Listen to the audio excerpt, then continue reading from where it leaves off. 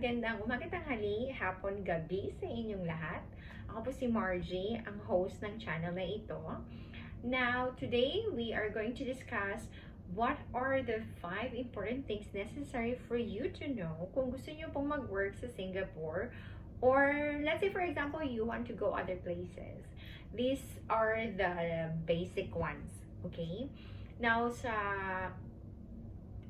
experience ko pong ito, I will let you know some of the experiences, challenges na face ko during the early years.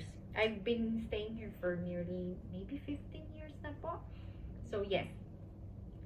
Now, let's dive into it. Okay, the first one is you have to know the work visa and employment pass. Okay? Obtain a necessary work visa or employment pass from the Singapore government. This typically requires sponsorship from your employer. Definitely po, kailangan yan. Ensure all your required documents such as passport, educational certificates, and employment offer letter are prepared and submitted according to the guidelines provided by the Ministry of Manpower in Singapore.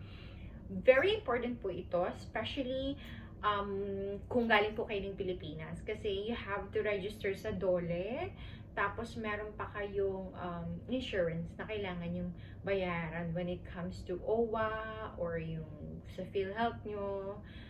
Nung early years po, you have to pay upfront like 1 or 2 years, parang ganon. So that way, bago po kayo lumipad from Philippines, pagdaan nyo ng immigration, nandun na lahat ng documentation nyo. And they won't ask you so much question na parang ini-interrogate kayo na parang ano kayo, terorista, parang ganun. So at least, by the time na settle nyo lahat ng documentation, nakuha nyo na yung pass from Singapore government, ipapasa nyo sa Philippine agency sa atin, ire-record nila na you will be working as an OFW. Then, when lalabas na kayo ng bansa, then very smooth ang paglabas. Okay? Now, next, number 2 is accommodation. Secure suitable accommodation in Singapore before your arrival. Research various neighborhoods to find one that fits your preference and budget. Consider factors like proximity to your workplace, transportation options, amenities, and safety. You can explore rental listing online or seek assistance from real estate agents or with your friends. Now, bakit po very important ang accommodation? First of all, ang accommodation po dito ay napakamahal. Kung iniisip nyo po na makakarenta kayo ng 10,000 pesos, ay parang wala na pong ganung klaseng rate ngayon. Kahit po nakikishare lang kayo ng room or you're sharing a room.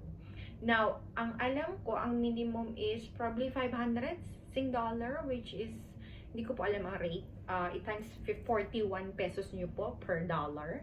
So, yun po yung minimum rate. Now, ngayon, importante na meron kayong matutuluyan kasi napakahirap humanap po ng place. Okay? So, if you have your friends, you can ask them whether they can accommodate you first, or kung mabait sila, kukup-kupin nila kayo for a month or so while you're looking for a proper place na near po sa pinagtatrabahuhan nyo. Kasi, syempre, bago kayo sa area, so you do not know kung nasa ang lokasyon ang work nyo. So, importante yung proximity dahil although napaka-accessible po ng transportation dito, everything is within your reach kasi very good ang transportation dito. Lahat may bus stop, lahat may number, makikita mo kung kailan sila darating, mga tipong ganun. Tsaka yung travel time mo, ma-estimate mo siya accordingly. So, hindi rin masyadong uso ang traffic kasi kukunti lang sasakyan. Kung meron man, during peak hours siguro. And then you have a lot of options like you can take a cab, you can take a bus, or you can take an MRT. Kung mas accessible ang MRT, mas mabilis syempre. So, yun po yung mga importante.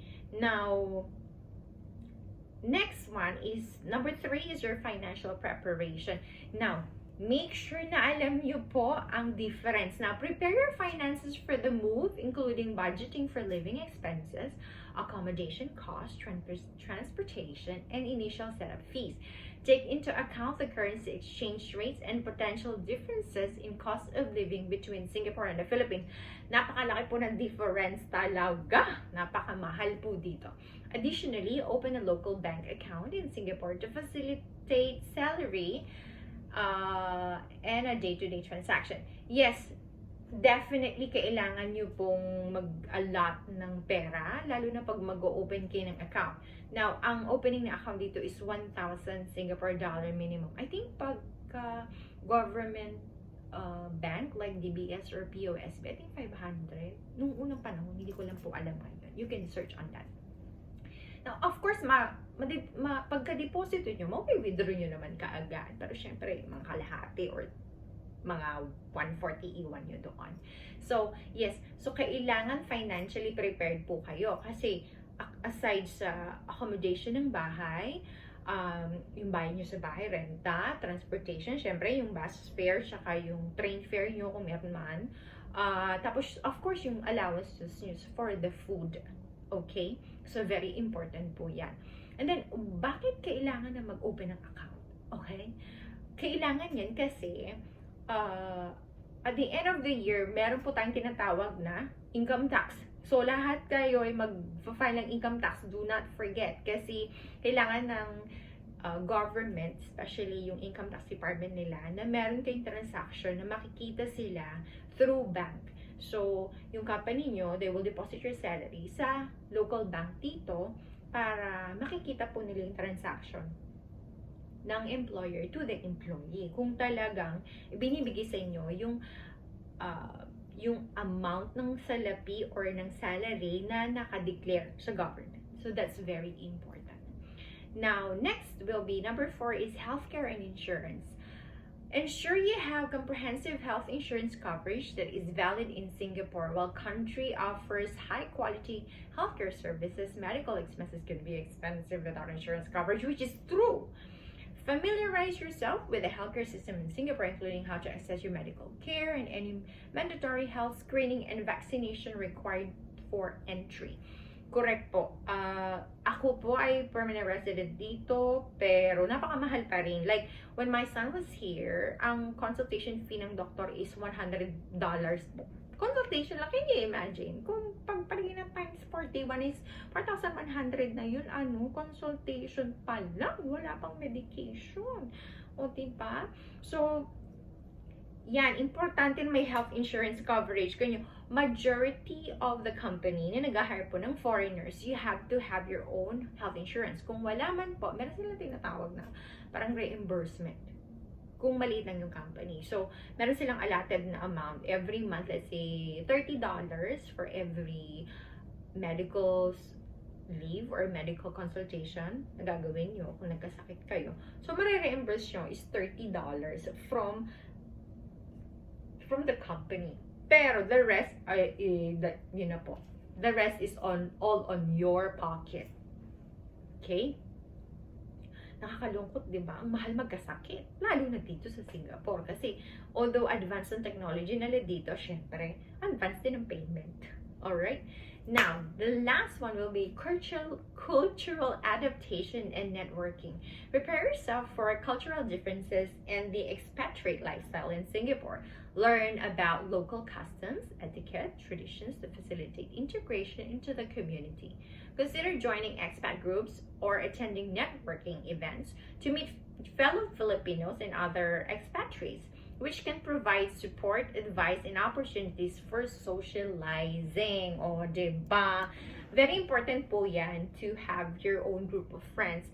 Na kung introvert po kayo like me, lagi po lang akong nasa bahay, I was able to meet other people, lalo na po yung mga business people, after many years, lalo na kapag medyo nasa later age ka na, like ako, diba, medyo matanda na si Inday. So, yan, makakameet po kayo from work, may mga friends pa rin sila, nakakilala nyo, papakilala kayo. So, yan.